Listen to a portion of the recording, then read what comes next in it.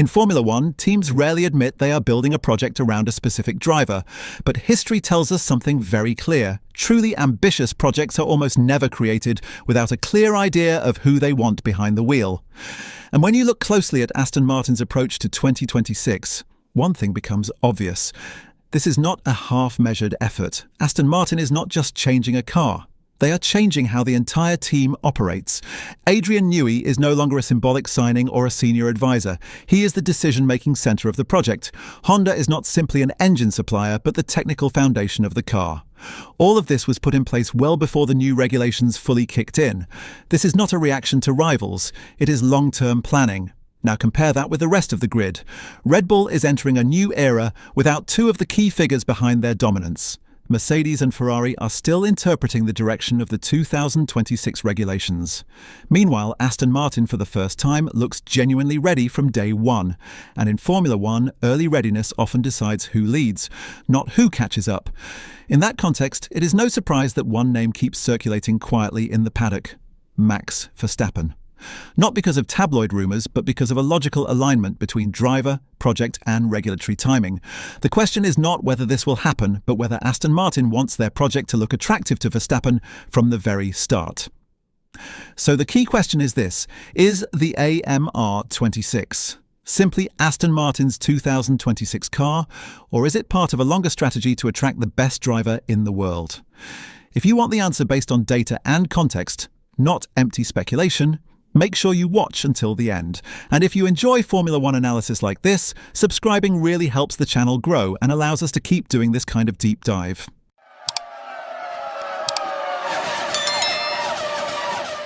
To understand why this question even exists, we need to start with how unusually early Aston Martin committed to 2026. While the 2025 season was still ongoing, the team had already accepted that short-term results were not the priority. Fernando Alonso scored points with a car that was widely acknowledged inside the team as compromised. The focus was elsewhere. As Lawrence Stroll himself stated when discussing the long-term vision, Aston Martin was investing to build a team capable of winning championships, not just races. That distinction matters. The timing of Adrian Newey's arrival is central to this story. He officially joined Aston Martin on March 1st, 2025, just 2 months after teams were permitted by the FIA to begin aerodynamic work on their 2026 cars. That window was crucial. It meant Newey arrived early enough to influence core architecture decisions, but late enough to identify and discard initial concepts that did not align with his philosophy. In engineering terms, that is a rare luxury. Newey's role quickly went far beyond drawing cars. By the time Aston Martin confirmed he would become team principal for the 2026 season, the message was clear. The traditional structure was gone. Newey was given authority over technical direction, organizational priorities, and decision-making speed. As those inside the team acknowledged, this was about removing friction. Newey would not need to ask permission to change suspension layouts, reallocate resources, or pivot development direction. He would simply decide. That level of control mirrors the environment Newey had during Red Bull's formative years. It is also why rivals are paying attention. Newey himself has often said that regulation resets are moments of opportunity, but only if a team commits fully and early. In past interviews, he has spoken about the anxiety of missing a concept during a reset and the importance of seeing the whole picture rather than chasing isolated performance gains. Aston Martin has structured itself to reflect exactly that philosophy. The car itself, the AMR26, is being developed as a clean sheet design. There is no carryover thinking from previous Aston Martin machinery. The 2026 regulations demand that approach anyway, with no parts transferable and with fundamental changes to aerodynamics, power units and dimensions. But Aston Martin has gone further by aligning every department around this reset.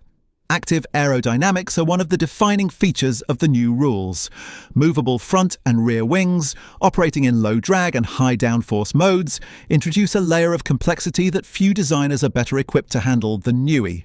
This is not a simple overtaking tool. It affects energy management, platform stability, and tyre behaviour over an entire lap. Newey has built championship-winning cars around platform control before, most famously with Williams' active suspension and Red Bull's mastery of aero stability. Under the bodywork, the Honda power unit represents another strategic choice. Aston Martin will be Honda's only works partner in 2026. That matters. It allows Honda to tailor cooling, packaging, and energy deployment around a single chassis concept. With the MGU-H removed and electrical output dramatically increased, integration between car and power unit becomes critical. Honda has publicly stated its ambition to prove itself again at the front of Formula One, and Aston Martin offers a clean platform to do exactly that. Facilities complete the picture. Aston Martin's new Silverstone wind tunnel became fully operational in early 2025. For the first time, the team no longer depends on external facilities or shared schedules. Engineers can move from CFD simulations to physical testing within minutes. The feedback loop is faster, and in a regulation reset, speed of iteration can be decisive.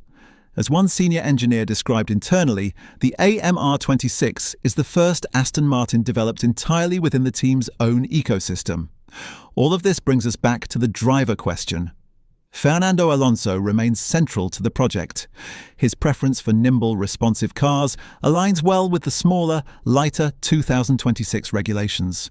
But Alonso is also realistic about timelines.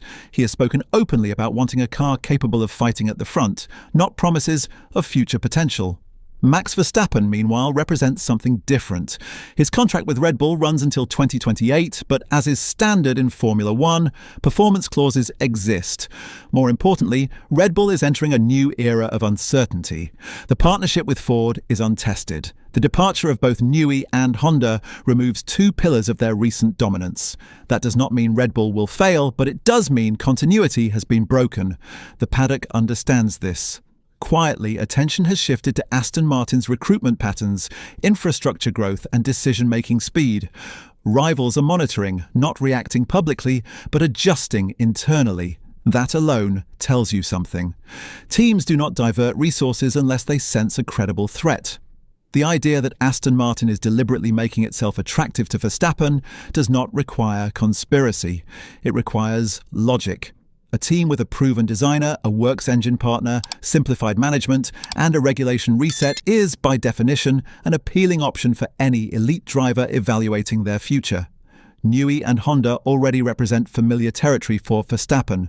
The environment would not be alien. None of this means a move is planned or agreed. There is no evidence of that. But Formula One decisions are rarely improvised. They are prepared years in advance. Aston Martin's actions suggest a team that wants to be in the conversation when the grid reshuffles.